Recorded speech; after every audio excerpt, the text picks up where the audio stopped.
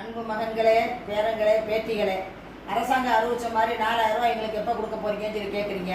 அவரே நம்மகிட்ட கேட்டிருக்காரு, உங்களுக்கு நல்லது செய்கிறேன், எனக்கு கொஞ்சம் டைம் கொடுங்க, டைம் கொடுத்தீங்கன்னா எங்களுக்கு கொஞ்சம் ஒத்தாசையாக இருக்கணும். அவரே வந்து மனசு விட்டு கேட்டார். இப்போ நம்ம என்ன செய்யணும்? வீட்டில் அம்மா அப்பா என்ன சொல்லி சொன்னோம்னு கேட்குறோம். டேய் கொஞ்சம் ஒரு ட்ரெஸ் எடுத்தாங்கப்பா அப்படின்னு சொன்னோம்னா, டேய் இந்த மாதம் இல்லைடா அடுத்த மாதம் எடுத்தாரடா அப்படின்னு சொன்னோம்னா, சரிம்மா அப்படின்னு சொல்லிட்டு போகிறோம்ல. அதே மாதிரி தான் அவர் யார்? நம்ம அண்ணன்.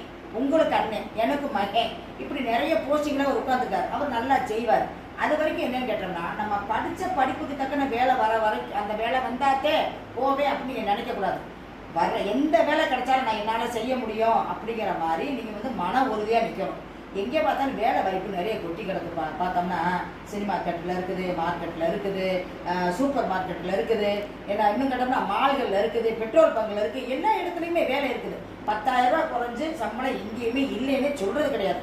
அப்படிங்கும்போது நீங்கள் என்ன செய்யணும்? கொஞ்ச நாள் அவர் அண்ணன் கொடுக்குற வரைக்கும் நம்ம அந்த வேலைக்கு போவோம். ஒரு 10,000 ரூபா கிடச்சா நம்ம குடும்பத்துக்கு தானே நல்லது அப்படிங்கிற மாதிரி நீங்கள் யோசிக்கணும். அவர் கொடுக்குற வரைக்கும் நம்ம சும்மா இருக்கணும்னு நினைக்கவே கூடாது. சோம்பி திரியவே இருக்கவே கூடாது. அதனால் என்ன செய்யணும்னா, கொஞ்சம் பொறுமை காருங்க. கிடைக்கிற வேலையை முதல்ல நீங்கள் உண்டாக்கி வச்சுக்கோங்க.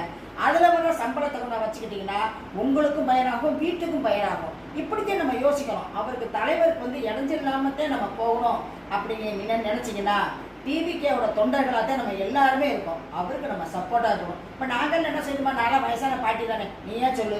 எனக்கு சொல்கிறாரு ஒரு 1000 ரூபா தாரேன்னு. நானே என்ன சொல்கிறேன், வேணாம் மகனே, உன் கடனில் நானும் பங்கெடுத்துக்கிறேன், ஒரு அனுப்பிள்ளையாக இருக்கேன், எனக்கு வேணான்னு நானே சொல்கிறேன். இளைஞர்கள் நீங்கள் எப்படி சப்போர்ட் பண்ண வேணாப்பா? யோசனை பண்ணுங்கடா சாமி.